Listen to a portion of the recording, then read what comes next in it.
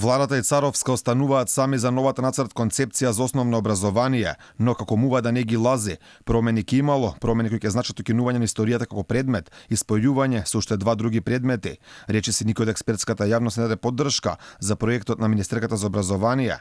Реагира од педагошкиот факултет кој ги дава кадрите кои се наставници во основните училишта, предупредија дека не е потребно брзање во овој процес. Сериозните промени какви што се предлагаат, претпоставуваат претходен долготраен истражувач период кој тука изостанува.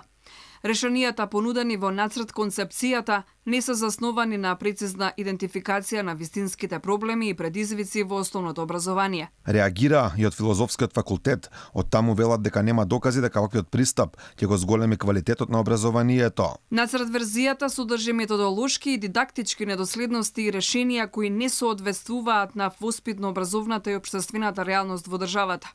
Имплементацијата на концепцијата може да предизвика сериозни проблеми во сферата на образованието. Предупредување пристигна и од највисоката научна институција во Македонија, Македонската академија на науките и уметностите. Потребно е стручно и целисходно водење на сите реформи на образованието во нашата држава, а реформите треба да обезбедат систематско и посебно изучување на македонскиот јазик и македонската историја. И покрај жестоките реакции, Царовска не ги слуша експертите, вели реагирале поради лажна вест. Лавина на реакции во однос на оваа концепција се случи врз основа на лажна вест.